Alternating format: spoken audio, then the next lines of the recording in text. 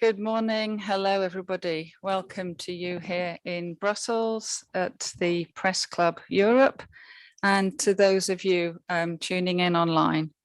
My name is Bridget Napper from the Economy for the Common Good, ECG for short.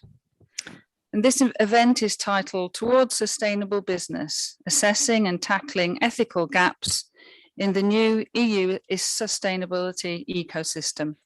And we'll be focusing in particular on the proposal for the Corporate Sustainability Reporting Directive, the CSRD. The Economy for the Common Good is hosting the event today in partnership with Oxfam, with a collaboration of the Future Fit Foundation, Frank Bolt, and the Alliance for Corporate Transparency. Our common aim is to create the conditions for a good life for all within planetary boundaries, and to create the economic conditions for responsible business to thrive. Today, we'll be asking, how can the EU sustainability instruments help to promote the common good, meaning a good life for all within planetary boundaries?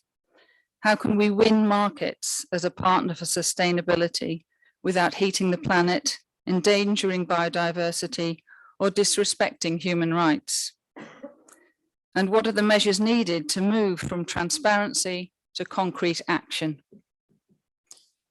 ECG is hosting the event because of the experience with around 1,000 companies and other organizations that are using the ECG framework, the Common Good Balance Sheet, on a voluntary basis for sustainability reporting. It's ECG's contribution to making the EU Green Deal and Sustainable Finance Action Plan a success. So let's have a look at the agenda. We'll be starting with setting the scene and then move to keynote speeches before a panel discussion. And following the panel, there'll be an opportunity for questions and answers. And for those of you watching online, you'll have the opportunity to post questions on the YouTube channel.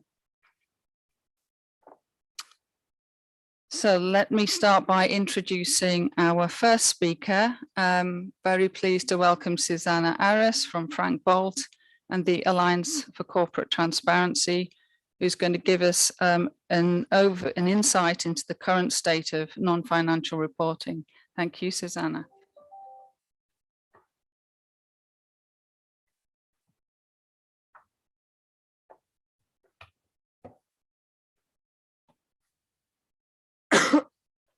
Thanks, Bridget, and thanks to the Economy for the Common Good for organizing this event and also giving me the opportunity to briefly present the work that we've done at Frank Bolt and the Alliance for Corporate Transparency.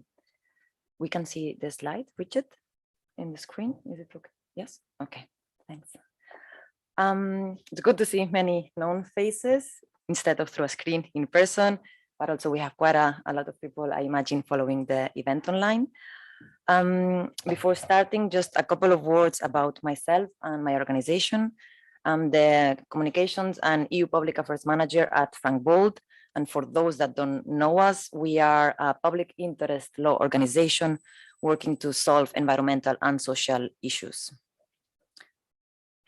In 2018, we set up the Alliance for Corporate Transparency with the objective of bringing together civil society organizations in order to provide key data and evidence-based recommendations for the development of the EU Corporate Sustainability Reporting legal framework.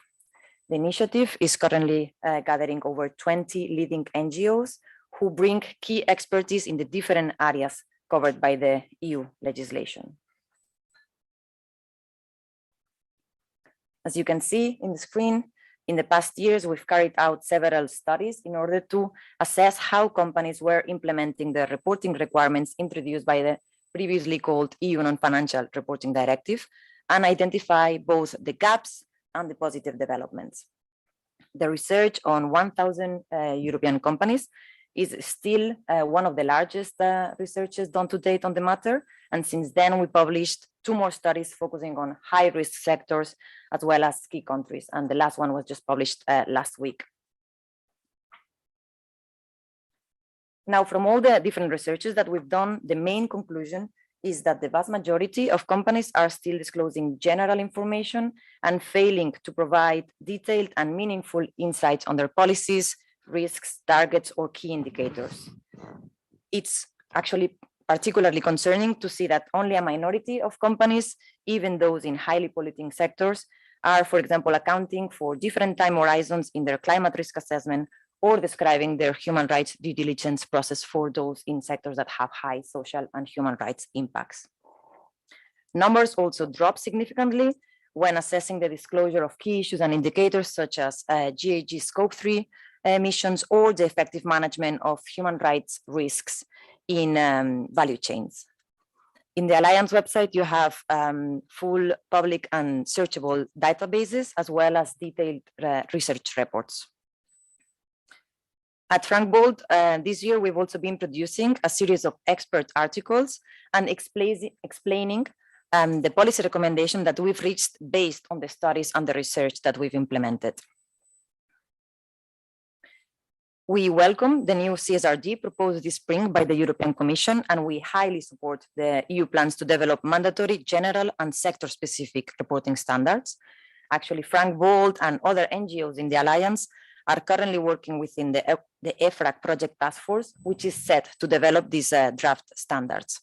As we see that corporate data is a central piece in order to achieve the objectives set in the EU Sustainable Finance Strategy and the European Green Deal. There are, however, a few issues that we believe should be addressed by co-legislators in the final negotiation of the CSRD in order to ensure an effective reform. Mainly, the extension of the scope to high-risk private SMEs. Secondly, discuss the options to prevent a lack of relevant information from large subsidiaries operating in the EU. And lastly, further clarify key elements and criteria for the disclosure of climate transition plans and targets, the human rights due diligence process, and key governance-related matters. I look forward to the discussion that we have today. And if you have any questions on the research or the Alliance, I'll be here afterwards, or you will also have my contact details in the slides that I imagine we will circulate after the event. Thanks.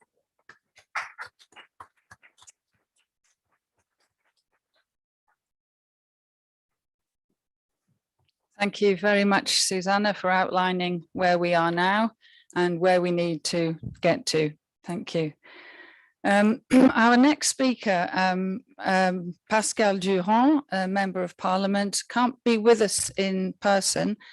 He was called to the French Assembly, but he has kindly sent a video contribution. Monsieur Durand is a member of the Renew Europe group and is a rapporteur of the CSRD. Thank you. Bonjour à toutes et tous. Je tiens tout d'abord à remercier les organisateurs Economy for the Common Good en association avec Oxfam Solidarité de m'avoir invité à partager en tant que rapporteur pour le Parlement européen du texte ma vision sur la révision de la directive sur la publication d'informations de durabilité pour les entreprises. Ce qui se joue ici n'est pas simplement technique ni marginal, mais la mise en œuvre pratique de la vision que l'Union européenne porte sur le rôle social des entreprises. Il s'agit aussi d'en finir avec ce vieux mythe de l'incompatibilité entre la rentabilité et la soutenabilité. Pour y parvenir, la directive actuelle devait évoluer. Les référentiels de reporting sont aujourd'hui facultatifs et trop nombreux, 1700 différents standards et normes sur la RSE.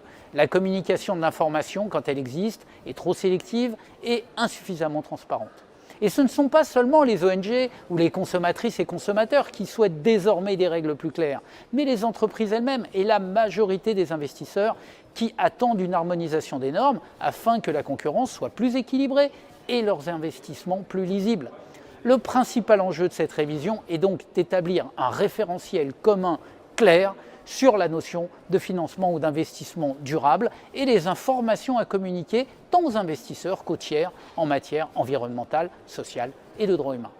Il s'agit également que la communication des données parvienne au même niveau d'exigence que celle de l'information financière et à cet effet fasse l'objet d'un audit strict et indépendant qui ne soit pas conduit par la seule logique financière et dispose de sa propre expertise.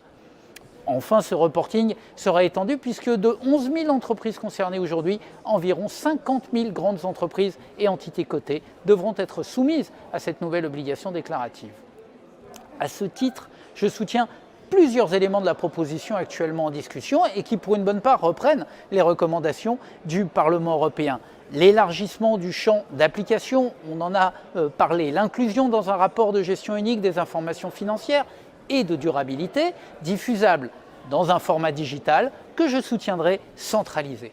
L'application du principe de double matérialité, c'est-à-dire non seulement les impacts des externalités sur l'entreprise, mais également ceux de l'entreprise sur l'aggravation ou, espérons-le, l'atténuation de celle-ci comme un élément structurant de la performance des entreprises. Une communication des informations sur toute la chaîne de valeur. L'autre enjeu, plus politique, est celui de la souveraineté et de l'indépendance de l'Europe pour la construction de ces normes. L'Union européenne n'est pas la seule puissance engagée dans la mesure de la performance extra-financière et comme cela s'était passé pour les standards financiers IFRS, nous ne pouvons nous voir imposer des normes en provenance d'autres régions du monde qui portent une vision particulièrement différente de la nôtre sur l'équilibre entre les questions économiques, sociales et environnementales. Concernant l'audit, là où seuls 3 pays européens imposent une obligation d'ailleurs limitée, je souhaiterais la possibilité d'aller au-delà, tout en laissant naturellement le temps aux entreprises d'adapter leur processus de supervision et de collecte de la donnée et aux auditeurs et certificateurs indépendants de se former.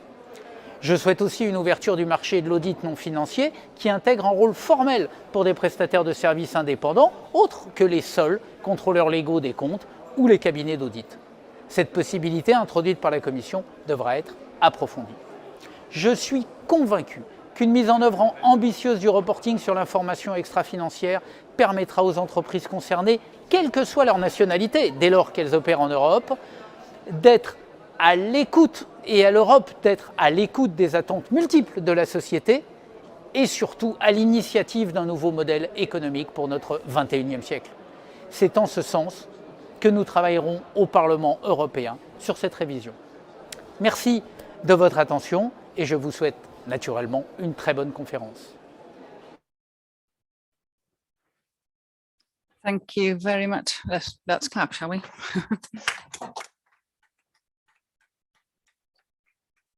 And thank you very much to Monsieur Pascal Durand. And I heard ending the myth of the incompatibility between profitability and sustainability. And it's not just consumers, but companies and investors calling for greater regulation and standards. And that's a good point to now kind of bring in our next keynote speaker. Antje van Davids is CEO of Vaude, the outdoor clothing and equipment manufacturer, a multiple award winner in the sustainability field and company field in general. I think you win an award every week, including Most Sustainable Company in Germany, Role Model of the Year, and many more. Vaude is a pioneer of the ECG framework, the Common Good Balance Sheet, and has set up an academy for sustainable business. Antje, welcome.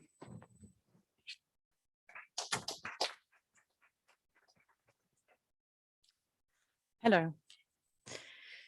Towards sustainable business. So my name is Antje van Davids. I'm the CEO of Vaude. Vaude is, I overtook the company from my father in 2009. We have 110 million euro turnover for your framework and about 550 employees in Germany. With our products that you see here, no, you don't see them here. Why don't you see the products here? Okay.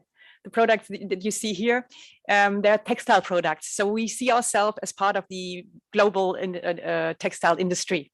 And thus we see ourselves also as part of all the problems that the global textile industry causes. We take part of the extinction of species, climate crisis as being one of the biggest climate gas emissioners. We're part of the environment pollution because of the harmful substances. We're third biggest cause in the global textile industry of microplastic in the oceans, and so on and so on. So there are very big problems that my industry causes. And my understanding is that we cannot only be part of the problem, we have to become part of the solution. And for me, sustainability is not a nice to have, but is part of my ordinary understanding of corporate responsibility. So I see it as my duty to do business in order in balance with the environment and people. And so we aligned our corporate goals with and see ourselves with our corporate goals as a supporter of the Sustainable Development Goals. We have two principles that we follow through all the things that we do in our sustainable matters. That is, in everything that we do, that is the goal to have the smallest possible footprint with the products that we produce, with productions, with everything that we do, and to have the greatest possible quality of life as an outcome. To give you a small insight before I talk about standards. So what does it mean, quality of life at our headquarters? For example, we just a few examples, have an organic canteen for our employees. We have a great health and sports program. We have a work-life balance program with an own kindergarten, and so on and so on. Even more matters what we do in our supply chains. And there, since 2010, we're a member of the Fairware Foundation, one of the strictest standards that there is in the textile industry. So all of our production sites, everywhere on the whole world that we'll produce, all production sites are audited. And we have been leaders since 2015, I think. So we ourselves are also audited every single year to show what do we do, how is our continuous improvement process with all our producers going on. Some examples for the smallest possible footprint. When I took over the company in 2009, we created an own label, another one as a meta label on as today is probably the strictest textile standard that there's out there, because it's like a meta label sits where all the other labels like Blue Sign or others are beneath, and it's like a meta roof. Meanwhile, after 12 years of transformation of our supply chain, of materials, of changing our product development, we have about 96% of the entire products are made in the Green Shape standards. And 2 years ago, the German government introduced a greener Knopf, where we also worked hard to introduce it. And all of our Green Shape products are also greener Knopf because the standard is even higher, our own standards even higher. We put a lot of effort in making our products last long living with own repair service, and also with working together on the reparation platform iFixit, with details for online details and videos for the consumers, how to repair their products and how to order spare parts. And we also invest in new business models like I rented in order to also rent out our products and not only to sell them. Since 2008, we report according to EMAS, and we reduced all the emissions at the headquarters. Since 2012, we're climate neutral at the headquarters, and we are on our way to climate neutrality according to the science-based targets. So we have a climate balance sheet every year, and we reduce our emissions. And from next year on, we will be climate neutral, and 2030, we will reach the 1.5 degree goal of the science-based targets. When I tell the story, people say, "Oh, that's great! And how come that we're one of the only companies that goes this strict way?" And it's very, very easy. It's very, very expensive to go this way. It's not asked for, not in the legal form. It's we pay our taxes according to our financial report and not according to what we do to the common good. It's expensive. It's a lot more work. It's highly risky. When we started out in 2008, our dealers, because we sell our products to dealers and they sell it to the end consumer, they said it's nice what you do, but the end consumer is not asking for it. So it cannot cost any euro more. There is not in the it's not an eco supermarket where I put my products and the consumer knows, oh, it's 20% more expensive, because they just hang between other products. So how will the consumer know? So it's difficult this way. You have to be a pioneer. It's extremely difficult in our economic system to be a sustainable company. You have to be a pioneer. You have to take great risks, and you really have to be really professional to be able to go this way. And I think our common goal is, how can we change legislation? How can we change the system to make this not the exception but the rule to go this way? And I think that the common standard, a common sustainability standard, is like the leverage point, because if we have a common ground of transparent information, what companies do for the common good, this would be the starting point. And in my opinion, we have to take care that this standard is measurable and comparable, because only then it can be a leverage point for incentives like taxes for the well-doing companies, like advantages for public tenders or contracts. For us, it's usual that we probably mostly don't get the public tenders because we're too expensive, because it's only about the price at the moment, or also for subsidy programs. So we need a standard that is measurable and comparable. And I think especially, I see myself as an SME, and especially for the SMEs, for other SMEs, it would be so important, because at the moment we have founded this academy, like you told us, for sustainable business, and there are so many SMEs that want to be more sustainable and they don't know how. It's so complex out there, thousands of standards, the complexity is so high. So one common standard would help SMEs to get clarity, to put a focus on where do they have to build up expertise, where do they have to build up their focus. And also it would give them fair transparency, because at the moment, the bigger you are, the more marketing budget you have, the more you can promote whatever you do, sustainable or not.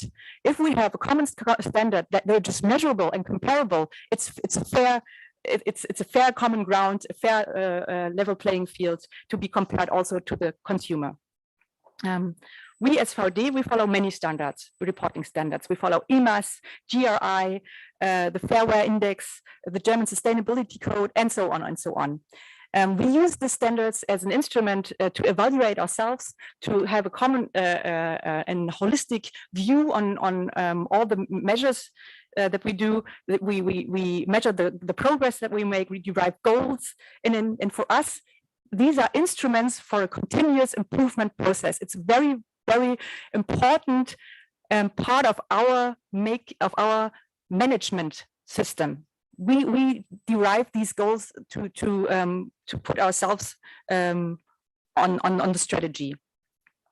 And we see it also as credibility for our outside communication. Since 2012, we're also ECG member, and 70% of the information for the balance sheet for the economy of the common goods we derive from GRI and other standards that we already report to. And 30% is special that I haven't seen in other standards before. These are informations about our financing, investments, including democratic and ethical aspects, like our tax justice, power concentration, or pay gaps. So in order to apply the economy for the common good, we have to deal with ethical questions which challenge us, which is good. And thus we achieve a very good understanding of what the modern consumer expects from us. Because if you talk to companies, they usually say, oh, the expectations, well, it's clear, to secure the employees, to make business, but the expectations of the modern consumer are so much more. And applying the economy of the common goods, it makes us very close to the consumer's expectations. It makes us very proactive. We see the issues before they solve them, before they become problems. So that's why I'm a fan of the economy for the common goods. We get a lot of, in our academy for sustainable business, we get a lot of requests from companies, associations, communes, universities, and schools that are also interested in the economy for the common good and ask us about our experience. Also from small companies, which is very good, I think, the ECG offers also a small version of the metrics for small companies. And why do they also consider it as a useful tool? Because it's very practical. You get a holistic transparency about your company performance in all aspects of sustainability. It's a very systematic approach, and it gives you indications how to improve yourself. This is this is what I meant before. It gives you strategic help to get to the next level, to compare yourself with other companies, and to see also a picture already, an image of where you can go. So it pays off for the strategic development and for the external communication, as it has become a very credible and reliable tool for consumers. All in all, I see the balance sheet as a matrix, a blueprint, how companies can be evaluated, not only based on financial aspects, but also on environmental, ethical, social, democratic aspects, and as a blueprint for legislation that can be the base for creating a level playing field for sustainable companies and bring sustainable business out of the niche to the market. And we need the help of the EU to create such a common standard to also help us, sustainable companies, to be part of the solution. Thank you.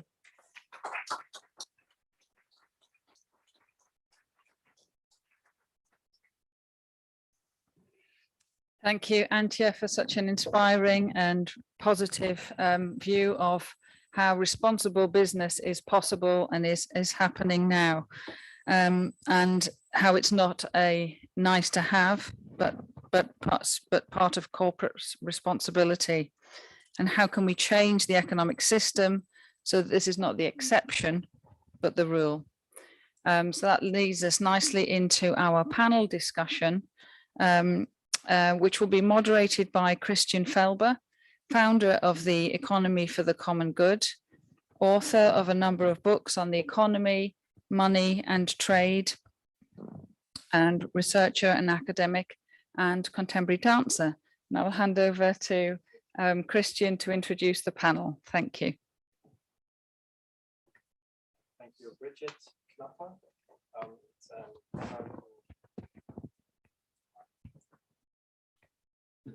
Thank you, Bridget Knapper. It's an honor to moderate this following panel discussion on behalf of the Economy for the Common Good movement, which started in 2010 in Austria, the south of Germany, and the north of Italy, and has spread to some 33 countries since. The general idea and philosophy of the Economy for the Common Good is the simple idea that all economic activities should serve the common good. If this sounds new to you, the original Greek term of oikonomia meant exactly that the economy was about the common good. And if we look in today's constitutions, such as, for instance, the Bavarian constitution, it says in Article 151 that the whole economic activity should serve the common good. So it's a constitutional mandate in several constitutions. And that's why, from our perspective, it's even more logical and more meaningful that companies report on their common good contribution rather than on their financial performance, which is also necessary and meaningful. But actually more important even would be that what technically today is called the non-financial statement or non-financial report. This is the common good report, and that should at least be on an equal footing with the financial statement and financial report. That's on the Economy for the Common Good, and I'm very pleased to introduce the panelists. Some of them physically with us and some of them with us via video conference. I start with Member of Parliament Sirpa Pietikäinen from Finland. She is with us via video conference. Sirpa Pietikäinen is a Finnish politician and Member of the Parliament since 2008 on behalf of the European People's Party. She served in several committees of the European Parliament, amongst them the Committee on the Environment, Public Health and Food Safety. She was the vice chairman of the Committee on the Internal Market and Consumer Protection. Since 2014, she has been serving on the Committee on Economic and Monetary Affairs. In these functions, she authored reports, amongst others, one on organic farming and another one on the circular economy. She today also serves as vice president of the European Parliament Intergroup on LGBT rights and as a board member of the Intergroup on the welfare and conservation of animals. Our second speaker from the European Commission, also with us via video conference, is Tom Dodd from the DG FISMA. He has been working for the European Commission for more than 17 years. And before that, he was active in the development aid and trade policy in the European Commission delegation in Central America. From Germany via video conference with us is Antje Schneeweiß. She worked for 30 years in the field of sustainable investment in Germany, 25 years for the NGO Südwind, with hardly any government involvement for 28 of these 30 years. She was an expert in diverse issues from commodity investment to microfinance to green bonds to sustainability impact. And she today is the Secretary General of the Church Investment Group of the German Protestant Church in Darmstadt. But maybe even more importantly, she's the rapporteur of the subgroup for social taxonomy of the taxonomy project of the European Union. And she will inform us about the latest draft report. Finally, but not least to my left, Caroline Avin from Oxfam, France, based in Paris. Thanks for coming over physically to Brussels. Caroline Avin is a corporate governance advocacy officer. She works on corporate governance and accountability and tax justice with a focus on the extractive sector. She was also formerly a humanitarian worker in the Middle East, and before that, she was a financial auditor. Now I would like to start a panel discussion with our first speaker, Member of Parliament, Sirpa Pietikäinen. And Sirpa, I ask you and for your statement on the question how the Corporate Sustainable Reporting Directive, which is the main focus of this discussion, is related to other sustainability projects of the European Union within the broader framework of the Green Deal, sustainable corporate governance, taxonomy, or wherever you want to put your focus. I ask you for your first input. Thank you so much. And thank you for raising the subject. And before I go to the issue, what you asked me to talk about, I just would like to endorse and enhance the importance of this non-financial reporting. On this your term of economy, of course, this financial and economic fairness and not being corrupt and paying your taxes is a part. And so that's why we've developed the financial reporting, because we think that the companies are not only responsible for themselves. It isn't only they matter if they steal the money or if they use it ineffectively or whether they pay the taxes or not. And if we frankly think of the climate change, the scale of biodiversity, destruction, and the increasing poverty and inequality issues globally, certainly these are even more important than the mere fact if some people in the companies are misbehaving in economic terms.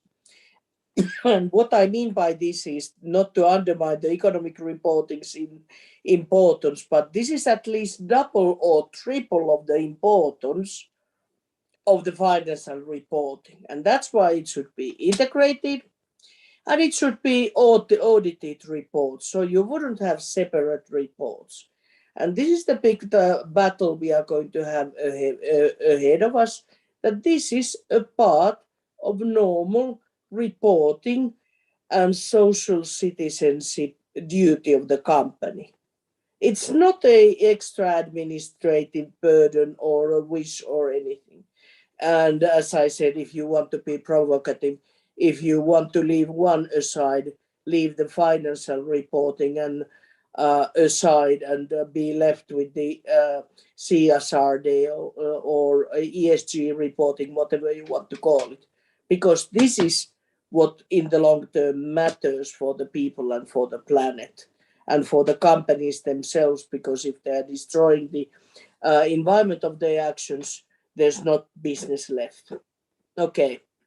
So why I wanted to say this is that we still think in politics in many terms that sort of the social and environmental reporting and the ESG is something less than the financial. It's something like the cover of the cake or parsley on the bread that you might add it or you might not want to add it, and it's a bit of a matter of taste how much creamy whipped cream you put on your cake. No, it needs to be compulsory, and in the longer run, and this is not in the framework, for all companies, for SMEs too. They are doing the accounting, and it's a bit too lax. I have a very small private entrepreneur company myself, and I think that if you can't afford proper reporting, and if you can't sort of look what you are doing, you shouldn't be in business. So all businesses, and then and what the EFRAG is working now with harmonized reporting framework. Because now we have a lot of reporting, but because they are not transparent and they are different, you lose the comparability, and via that you lose the effectiveness. So harmonized indicators and a harmonized life cycle analysis. And this is the big fight, because you all know that the footprint is totally different. Just picking up the textiles, what we had as an earlier example. If you just report from the industry door to door, compare the first shovel of the mining site of the colors, or on the producing sites in Bangladesh in textiles, and if you use the products for longer periods, the environmental footprint is substantially smaller than if they are this kind of one-use products, artificially altered products. Okay, so this is going to be the big fight. The BEF, that is the European measurement of the life cycle analysis, and to get the harmonized standards and to have it compulsory, and to have it on company board's responsibility and CEO responsibility. And then we heard already about the IFRS. The next big battle is to where the IFRS itself has been very active already, is to get this reporting standard to be global, because the markets, as we know, are global, and the standards, the data, the LCA needs to be internationally harmonized, and it would need to be open and transparent. Last but not least, we would need to, as you said, tackle together so that the taxonomy says what you consider significant harm and environmentally green. Then the technical norms say, that is the delegated acts and the databases, how you measure. And the EFRAG sets, based on these, the reporting standards on CSR, and that then is reflected if we have probably have separate ESG regulation in European level, just to sort of refer there that, okay, this is what you are demanded, this is the target, and then the last one is, this is how you measure it. And they all have to be tied neatly together. Thank you. I know you have to leave in kind of 5 minutes, so I would like to make a follow-up question to you exclusively, as you have to leave us. You just made a whole series of very strong points on a strong CSRD, not the cream on the cake, but part of the cake. All companies should report. Information should be harmonized, should be comparable, and later even international. Wow, that was a very strong statement. And before, we just heard Antti from Davids, who has said that companies who even do a lot of good, they suffer a competitive disadvantage. And this is my last question to you. Is there any discussion or even instrument in the pipeline this could turn this competitive disadvantage of good doing companies into a possible competitive advantage? Well, I think that the whole set of the regulation that I was mentioning will do it, because I happily and sadly heard the representation of the company example, what you had. Exactly, this is the case, that we have a lot of good companies with good of activities and reporting, but because it's not comparable and it is not compulsory, you can't see and you can't sort of a benchmark that, wow, actually this is a great guy. And then when it is compulsory for everybody, and I believe it should be compulsory for everybody, then you set the benchmarks and you clearly can see which are the stars. But then again, even more bigger is to see these significant harm ones.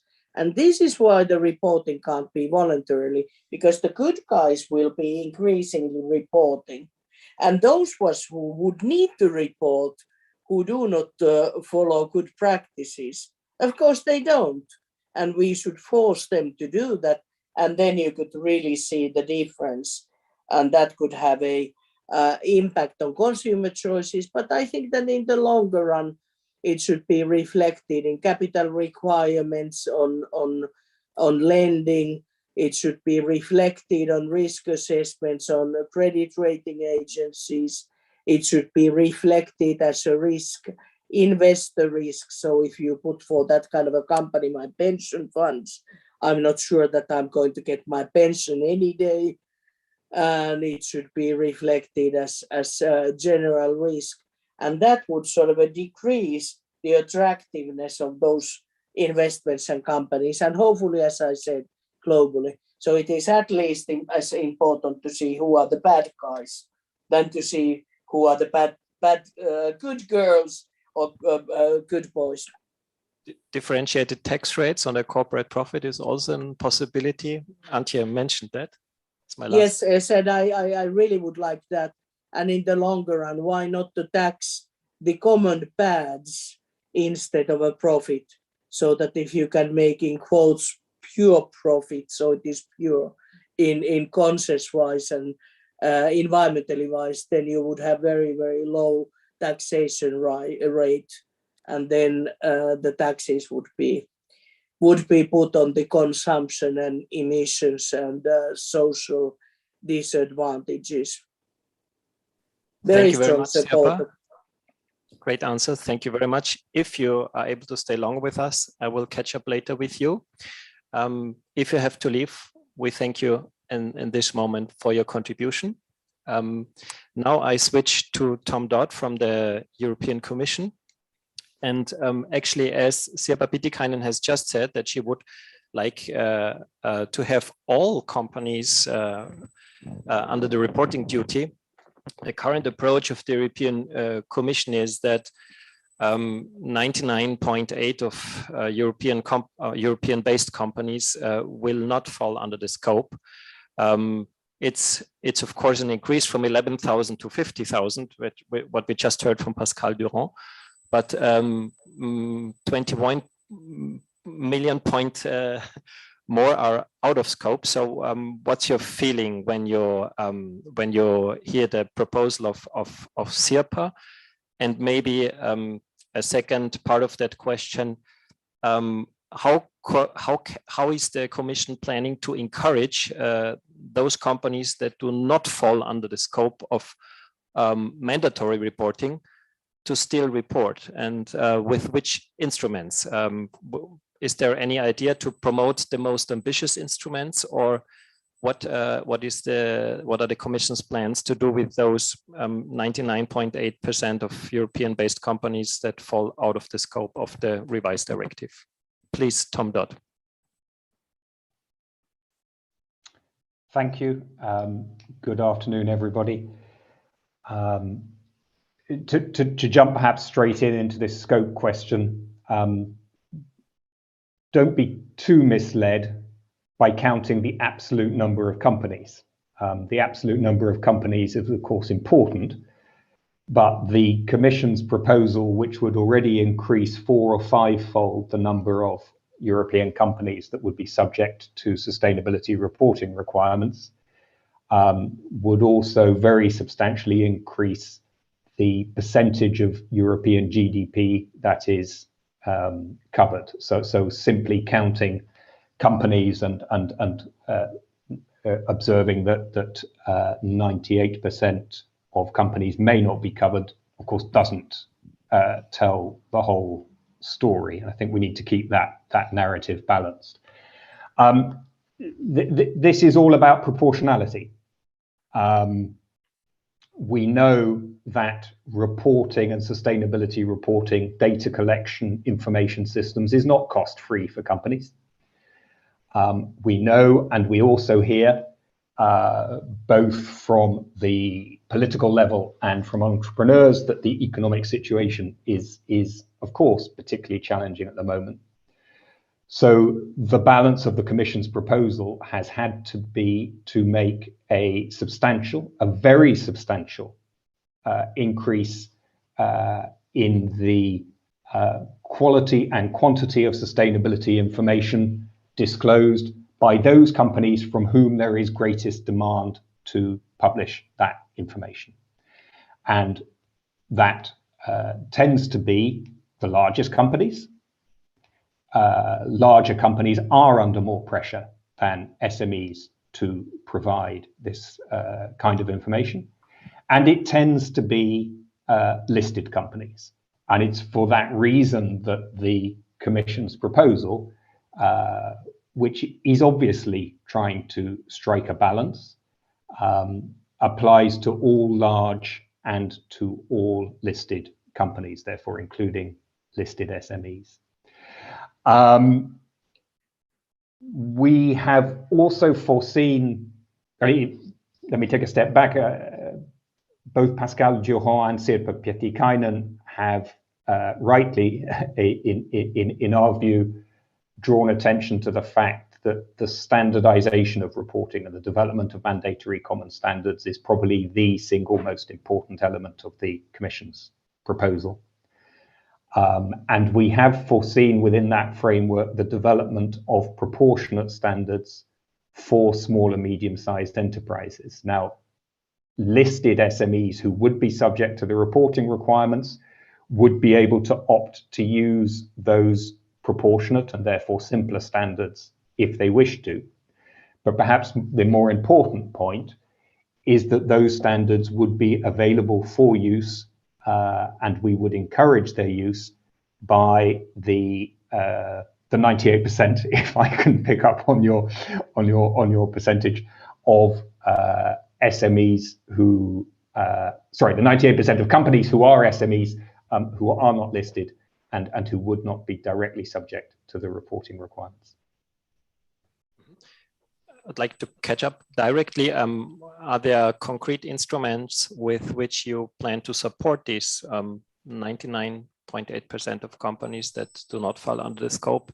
And maybe in order not to mislead us with this figure, do you have current numbers? What share of GDP is covered with these 50,000 companies that fall under the obligation? Maybe that's an interesting number that exists.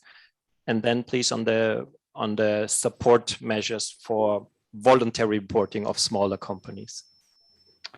In terms of support measures, our DG Reform is considering how to work with national member state authorities in order to help them to build the capacity of small and medium-sized enterprises to be able to provide this kind of information and to get into the sustainability reporting game.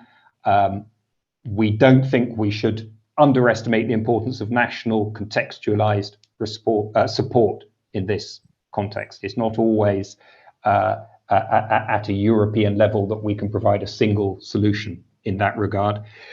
Christian, you've caught me out with the statistics. We do have them. They are in our impact assessment, but I don't have them at the top of my head. You'll have to forgive me.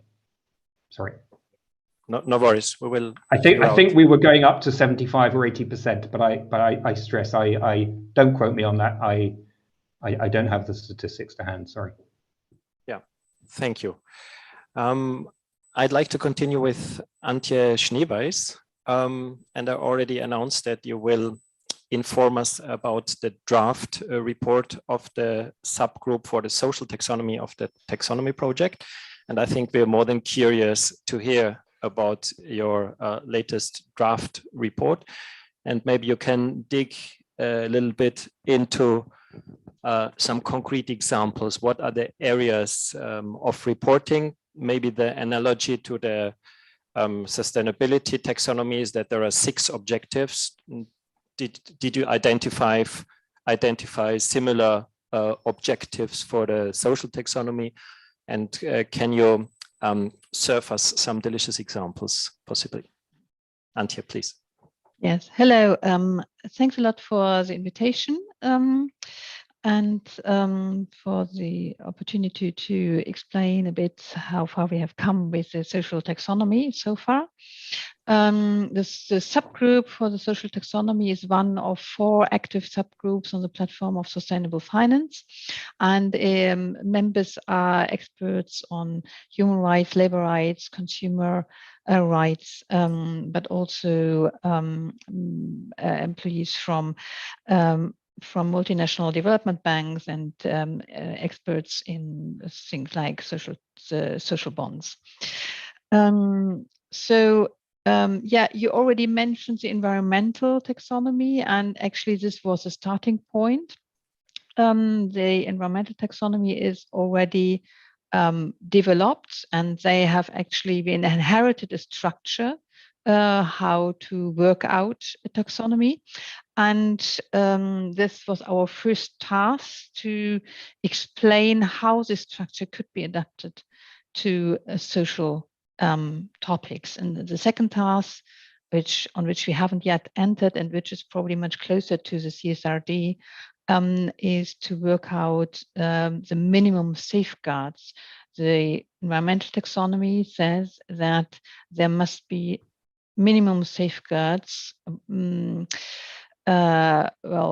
actually adhered to if an activity is to be environmentally sustainable. So in the end, if you have found that it's such an activity can be called environmentally sustainable, the entity which is actually carrying out this activity has to make sure that certain social minimum safeguards are actually met. But we haven't yet been able to work on this because working on the structure of a social taxonomy was already quite challenging and was our first task. Yes, you've said there are 6 objectives in the environmental taxonomy. It's climate mitigation, climate adaptation, water, pollution control, circular economy, and biodiversity. And for an activity to become sustainable and environmentally sustainable, it has to make a substantial contribution to one of these 6 objectives and not do any harm to the other 5 of these objectives, and also meet the minimal safeguards.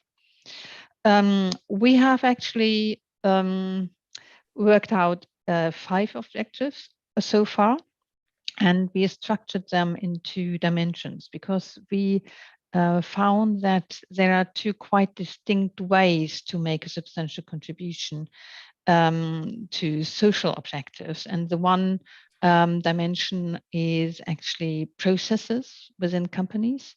Here you actually have all the issues and topics which Antje has already alluded to. So you make sure that human rights are respected in your supply chain, that you have make sure that consumers' interests are met, and that you actually do not infringe on communities. So the first 3 objectives would be decent work, consumer interest, and sustainable and inclusive communities. And here, of course, we expect high standards, but we still think that if companies do a lot here, that would be a substantial contribution. It would go beyond minimum safeguards or do no significant harm criteria, because there are some topics, certainly not all, but some topics are really difficult to meet. That would make a substantial contribution. We are thinking of topics like living wages, for example, where we understand that it's difficult to meet this objective, there are textile companies who try and fail, and on the other hand, it would actually improve the lives of millions of people if you get some progress here. So that will be the objectives which are more focused on processes. The other dimension is more focused on products and services themselves. So here we target products and services with inherent social benefits. And these inherent social benefits, by this we mean that they serve the fulfillment of basic human needs like food, housing, healthcare, education, and water. But we add to this basic economic infrastructure because you need some basic economic infrastructure to be able to fulfill these basic human needs. And these actually are also linked to human rights because you have the Covenant on Economic, Social, and Cultural Rights, where it says that an adequate standard of living must be assured, and all these products and services are needed to actually ensure an adequate standard of living. So, of course, not any hospital or any road or ability to get water should be called a substantial contribution to social objectives.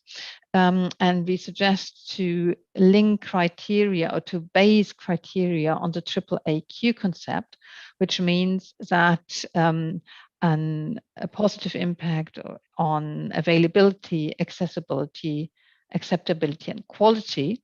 And we stress here the availability and especially the accessibility, which includes affordability of these products, would make a substantial contribution.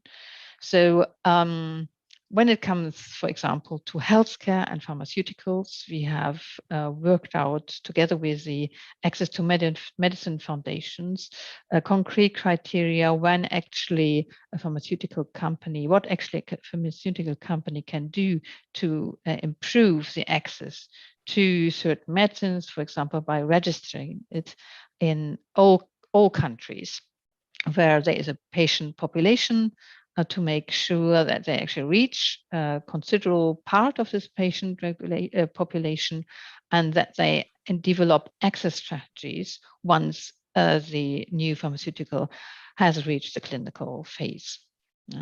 And similar criteria are imaginable, for example, on social housing, where you look where special needs are for social housing, and if a company provides housing and flats for certain groups in certain situations, that will be a substantial contribution. We also worked on harmful activities. That's a bit more difficult because you have to find activities which are also always harmful. For this, we have just said that we have identified two sources to identify concrete harmful activities. And these two sources are UN conventions, for example, on special weapons and armament. And the second source would be health. So if a product is always harmful to health, then that certainly would not be part of the social taxonomy. Can I interrupt you? Sure. Yeah. On these harmful examples, we are very curious if you touched also upon issues such as tax avoidance or pay gap or power concentration or lobbying activities which do not serve the common good, such, for instance, avoiding environmental regulation. Are these terms that you also discussed upon, or this is, or are these still out of the scope you're discussing up to date? Yeah, it's a very important question. Actually, I skipped this. It's very important. Yes, we have discussed it and we have found a place for it, and that's most important here. The thing is that the taxonomy actually identifies activities and sectors, and they work out criteria where you actually identified what does a company do to make a substantial contribution here to a certain topic.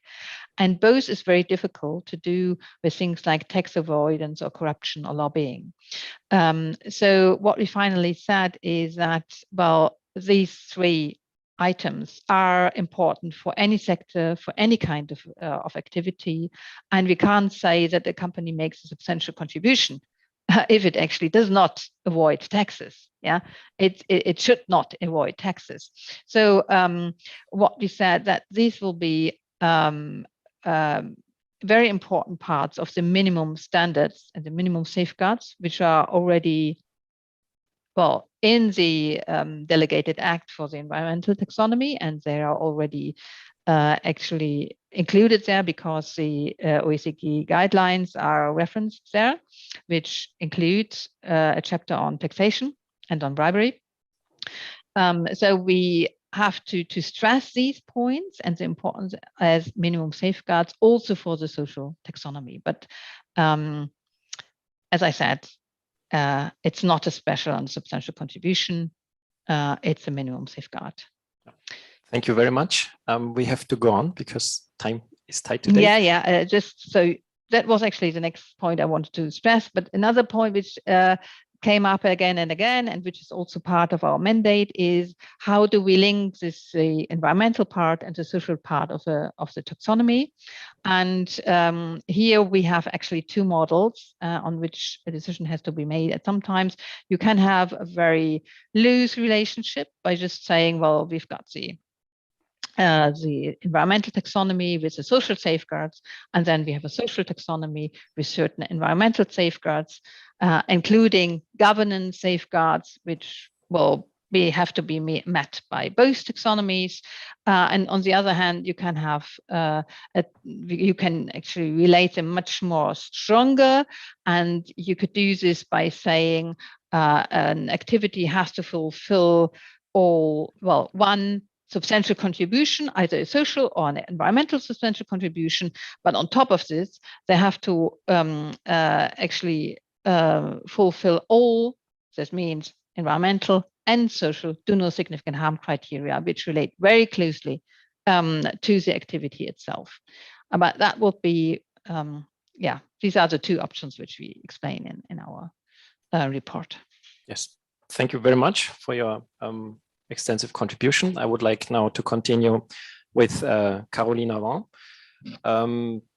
We learned that Oxfam has conducted a series of studies on sustainability reporting and corporate transparency, and I would like to ask you about the results of these studies. And maybe one question could be is if transparency already assures for better sustainability performances. And the second part of the question, is transparency sufficient or is something more needed?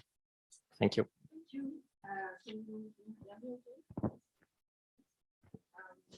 So yeah, thanks for the invitation. I'm really happy to be here physically because it has not happened like this for a long time. So it's great. And I want to this one, is it on now? Yes. Sorry about that. So I want to start by saying that as Oxfam, our mandate has been to fight extreme inequality and poverty, and has been like that for decades. And so what we think is that we need to ask large corporates to do better in addressing the way in which they combat climate change, but also like to ask them to be more accountable. And what we know and what we think and we have studied as well as Oxfam is that short-term approaches that focus on financial returns only and the research of profits and financial profits only actually create a situation in which large corporations have some sort of tunnel vision in which like maybe longer term issues, sustainability issues are actually brushed aside. And so as Oxfam, we have actually studied that reality. We have documented in a recent report that the top global 59 companies distributed more than 83% of their net profit in the period of 5 years between 2016 and 2019. This is what we think illustrates that this money, this type of high level of returns actually could have been invested into sustainable transitions. And so we think here that there is also a transition that needs to be initiated so that sustainability matters are actually more fully integrated into corporate strategy. So to initiate this change of direction, what we need is obviously like information, transparency information on where companies stand today, but also where they are going. And so that's why like we fully welcome the inclusion of forward-looking information in the CSRD. And I think it has been said by many here today, so it's not only NGOs saying that, but we need strong sustainability standards to ensure that a level playing field emerges between companies that are actually willing to tackle the impact that they have on sustainability matters and those that refuse to do so. So I think we have a common, or it seems to be the case that we have some agreement on that. But today where we are is that we know that there is still insufficient public scrutiny as a result of the lack of transparent information. And so the shortcomings of the current NFRD have been pointed out. And we know as Oxfam that this is a convenient reality for many corporations. And so I want to give like 3 examples, concrete examples of where we find a lack of transparent information based on Oxfam recent researches. So between 2018 and 2020, we have researched the global supply chains of some of the major supermarkets in the world, including from Germany and the Netherlands. And we looked into the working conditions in the production of various commodities, such as coffee in Brazil, basmati rice in Pakistan, wine in South Africa, tea production in India, and seafood production in Thailand. So a wide range of commodities. And what we found, shockingly, is that none of the workers and small-scale producers that we studied actually made a living wage, or not even a minimum wage in some cases. And we also found, like in those supply chains, that violations of women's rights were pervasive, systematic, with women ending up in the most precarious and lowest paid positions. But I'm turning now to like transparency, like where does that fit with what I've just said? Well, we observed that none of the studied supermarkets actually published gender disaggregated data along their supply chains and had absolutely no transparency on wages and wages gap throughout like their own company, but also in their supply chain.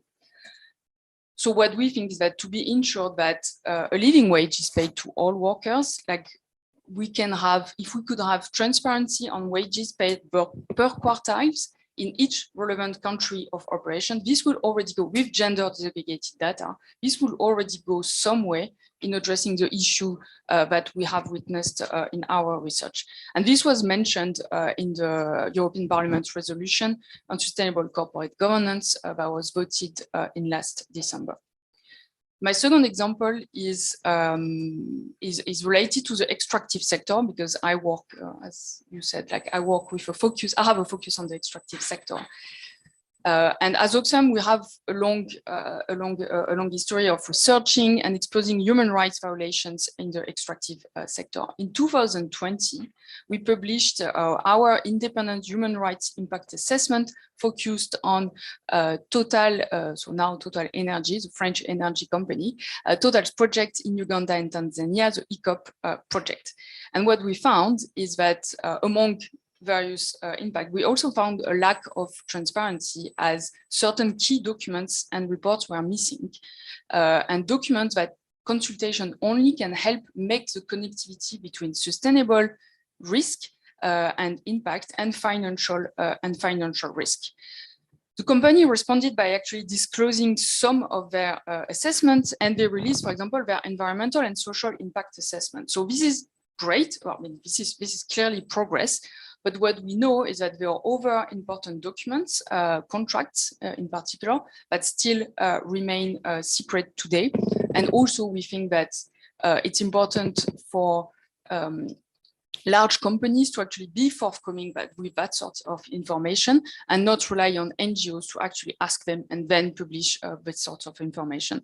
And more generally, we know that the extractive sector has an outside impact on sustainability matters. And so we believe that there needs to be a consideration in the future standard to include the extractive sector as a high risk sector and to develop standards for the sector as a priority. And last but not least, climate disclosures. We know that this is maybe the most mature area within sustainability reporting at the moment. But in this area, what we think as Oxfam is that the devil really is in the details. We published last summer a report on net zero targets. And what we say as Oxfam is that net zero is not zero. Yeah.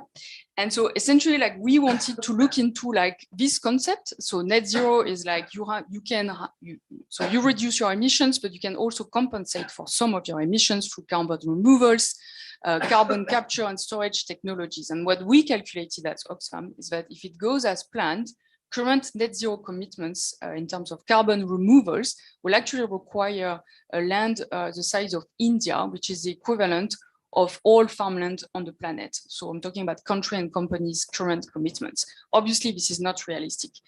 So what we call for in the future standard is for carbon neutrality target to be very, very clearly disaggregated between emission reduction target and carbon removal compensation offset techniques, where we know that there's going to be some reliance on it, but we need that information to be separately disclosed. And so to sum up, like, what we think as Oxfam is that reporting and transparency is a start, but it's not an end. It's obviously very important, and we fully share like considerations around comparability and standardization of data. But we think that corporate reforms in corporate governance are also absolutely key to achieve a better and a more sustainable economy. So we think that, you know, the role of future CSRD needs to be coupled with the Sustainable Corporate Governance Directive as well. That's also upcoming this year. And that targets should be, as derived from the double materiality exercise and the due diligence process, should be fully integrated into corporate strategy, and that the boards need to provide oversight, supervision on those processes, and that we also think that the incentives to action, such as dividends policies, but also remunerations policies, also need to be reviewed to provide a consistent and coherent policy framework for more sustainability. Thank you very much for these insights and conclusions. As time is running and questions from the virtual audience are already incoming, I turn back to Antje, our physical keynote speaker, with already one question from the audience. But first, I would like to ask you a probably easy question. You talked a lot about your sustainability performance efforts. And my first question would be, how about your financial performance? And I maybe this one quickly, and then already the question from the audience. Sometimes we get asked that, okay, you can do this because you're in the outdoor sector, which is a niche and very cozy niche, so you can do this stuff there. It's an internationally highly competitive market with competitors that are most of the times 10 times bigger than our company. So it's a really tough market. And we perform every year above the market average turnover. And especially in times of Corona, we were able to harvest the fruits that we seeded or that we planted, because the most general reaction of the big companies was to cancel all the goods in the supply chain, just to, and we like we have practiced all these years before in good partnerships, found solutions with each and every production site, but also with our customers, with our dealers. So we were able to perform low and then to rise again right after all the shutdowns opened up. And now we see that the way of including all these sustainable perspectives in our management makes us very agile, makes us proactive in finding solutions, and makes us very stable in crisis. So especially now that many people out there look for sustainable solutions, look for good conscience in their consumption, we are the solution. We already have products in place, we have partnerships in place that go with us through rough times. So we perform very well. Meanwhile, we are in investment grades as one of the last standing family businesses within the outdoor industry. And still, Eddie van der Melrik is skeptical. He asks, if you become truly sustainable, not only doing less harm or no harm anymore, but if you become regenerative, he asks, would that be possible within the current system of growth paradigm and profit maximization still? The sustainability management is all about conflicting targets, and growth and sustainability is one of these targets too. So our answer to this question is, what we do is we try to reduce as far as we can our footprint, and we invest heavily in services that are and in products that are decoupled from the use of resources. But we will not be able to totally resolve this problem. We can only say we are less harmful than other companies. All right. Now there has come in a question for Tom Dodd from the European Commission, but I already invite the physical audience. If you have a question, please raise your hands. And after the answering of the question for Tom Dodd, there would still be time for at least one question from the physical audience. If not, okay, I take your hand. And now I ask Tom Dodd a question from Marta Avesani from Italy. She asks, does the new directive oblige companies to the use of specific non-financial reporting standards? If so, will the ECG be included among the standards that can be used? Please, Tom Dodd. Christian, if I may, I will answer that in 1 second, but let me just come back to you on these statistics. At the moment, the sustainability reporting requirements, such as they are under the non-financial reporting directive, account for 47% of the turnover of all limited liability companies in the EU. Now, with our proposal, that would go up to 75%. So basically 75% of the economic activity of limited liability companies in the EU would be covered, and would be covered by very much more substantial reporting requirements. So, okay. Thank you for that. We can talk or argue around the edges, but I don't think there's any doubt that the Commission's proposal makes a very significant increase and difference.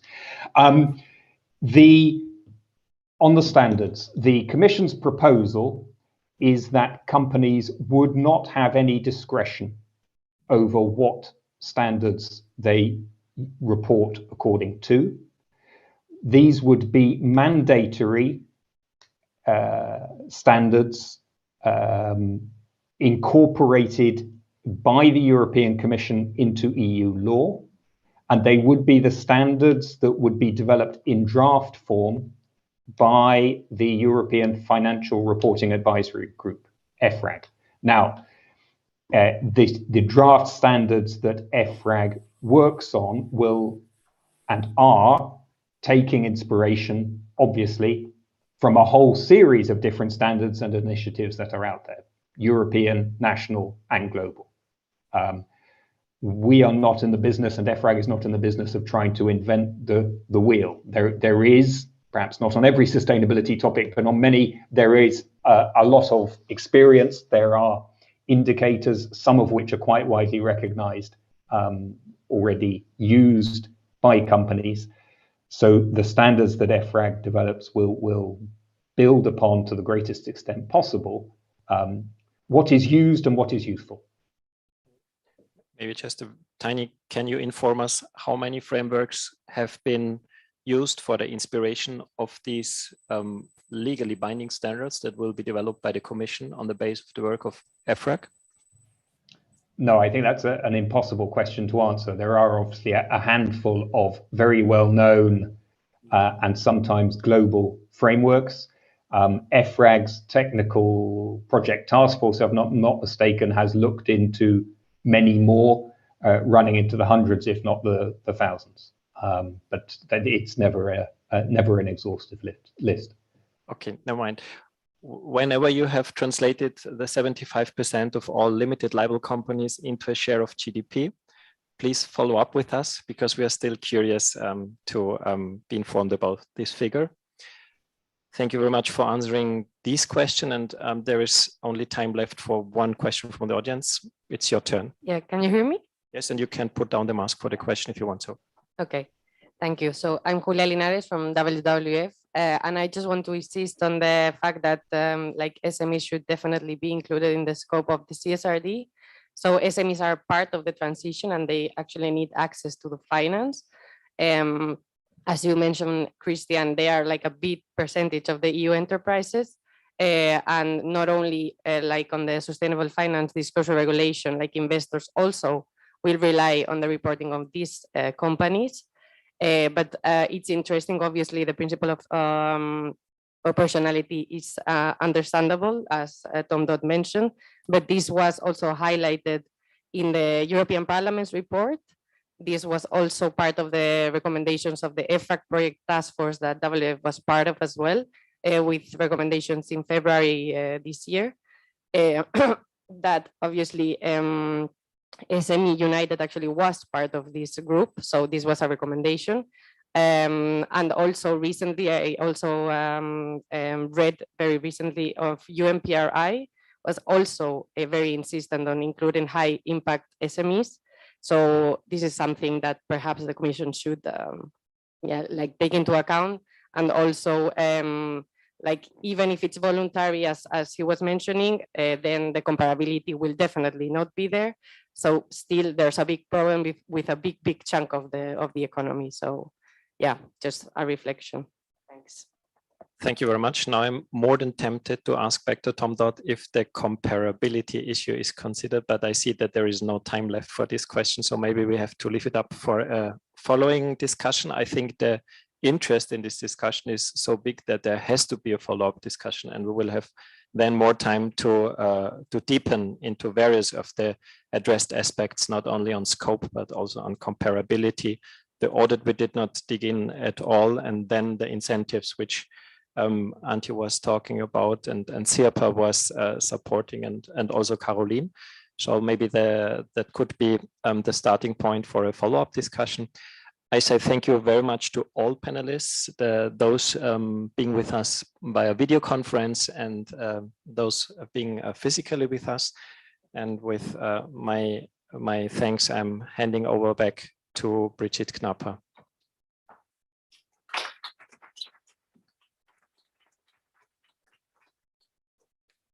Thank you, Christian and panelists. And yes, we will we'll put our heads together about how to arrange this follow-up discussion to continue the dialogue.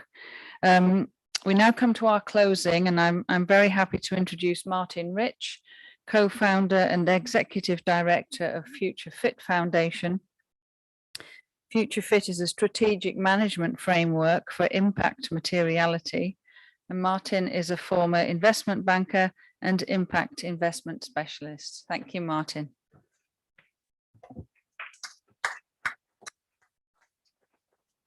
Thank you, Bridget. Thank you to all of the speakers and panelists. Thank you to everybody here and online listening to us.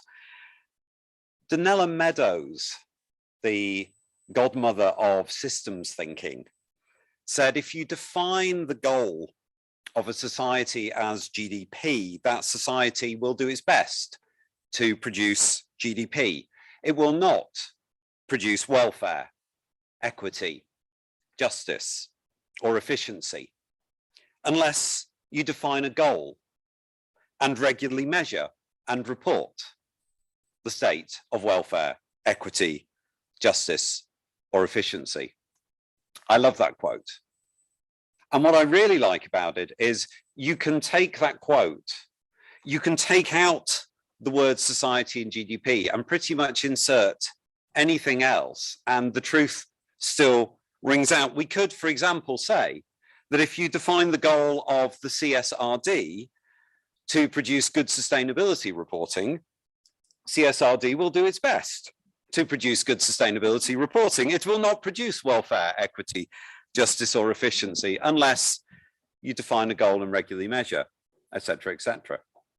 And I think therein lies a key message that we need to take away, to be continuing to think about and challenging ourselves on actually what is it that we ultimately want this regulation to achieve. Is it just about better reporting, as valuable as that can be, or are we actually trying to tackle the huge systemic issues that we as a global society are facing. It won't surprise you to know which side of that argument I sit on. We have a very, very, very short period of time to act. You don't need me to list out all the issues of climate change, biodiversity loss, social injustice that we are all seeing on a daily basis. The climate issues that we are facing today were locked in 30 years ago. That means it's going to get worse for 30 years from now, irrespective of what we now do. What we are doing is trying to make it less bad for future generations. We are not going to harken back to the climate that I knew when I was young. So we have to move very, very swiftly. CSRD is an incredibly important and could be groundbreaking tool in helping us to achieve all of this. But as we know, regulation and reporting alone are not going to save us. It cannot be and will never be perfect. There are always going to be, sadly, many companies who just try to stick by the minimum of the rules, to walk the line as closely as they possibly can.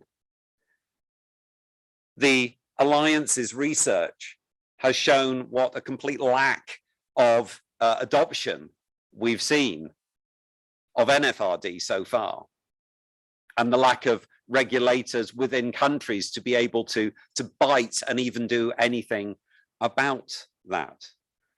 Sadly, the number of Vordays in the world is incredibly small. We celebrate and cheer as many of them as possible, but sadly, they are still in the minority in terms of how they are seeking to behave.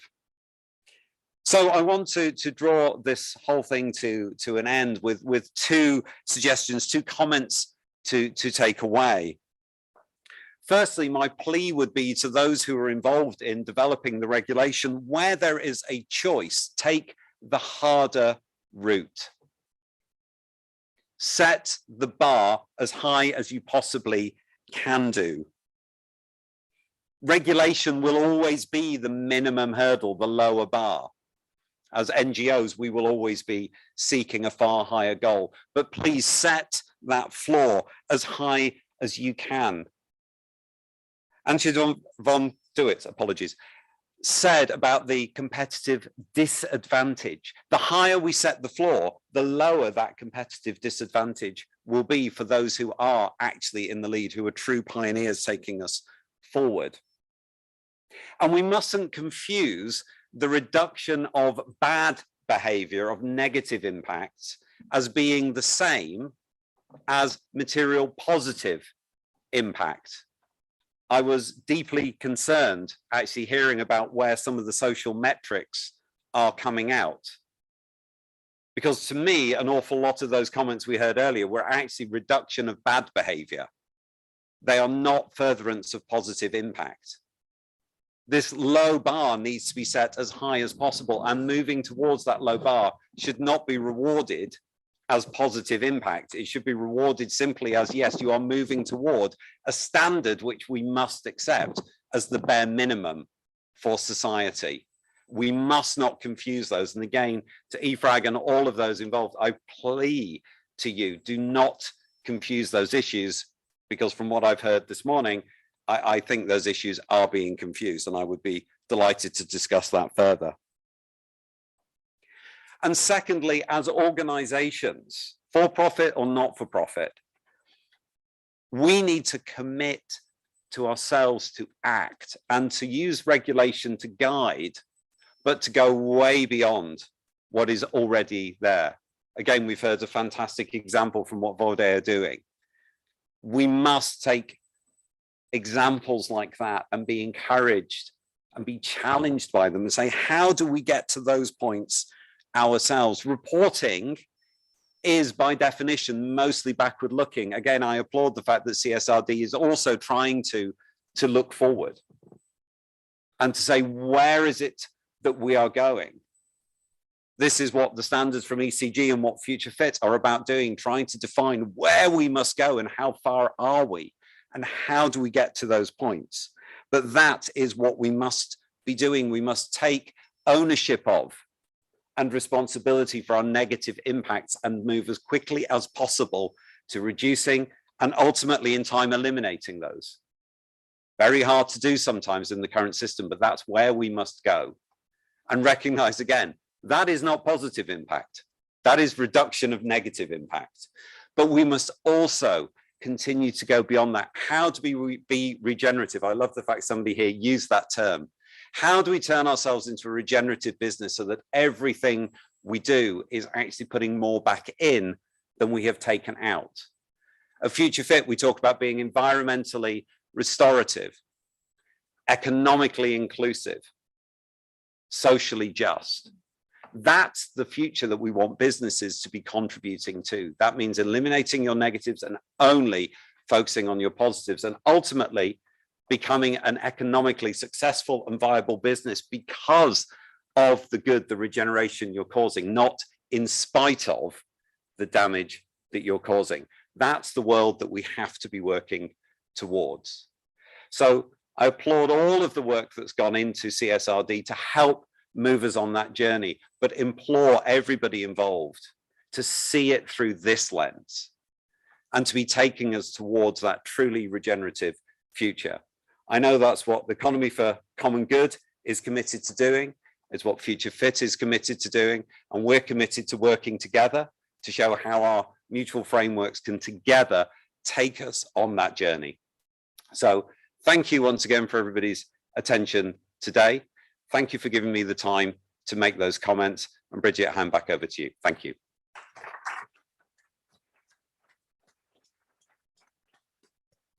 Thank you, Martin. And certainly true that it's only through collaboration that we're going to tackle the challenges ahead of us. And it's wonderful to be inspired by so many wonderful speakers here today. Thank you very, very much. And thank you, special thanks to our co-host Oxfam, to the great collaboration with our partners, Frank Bolt and the Alliance for Corporate Transparency and the Future Fit Foundation, and also the ECG team behind the scenes, to Walter and Stella, and the Better Europe team, Isabella and Joost. Thank you to all of you here today and to all of you online for your engagement in the subject and for everything that you are doing to move towards a just, sustainable society. We will be organising further discussions around this topic and on others, and please stay engaged with us. And if you have any suggestions for other types of cooperations, then do get in touch. Thank you very much.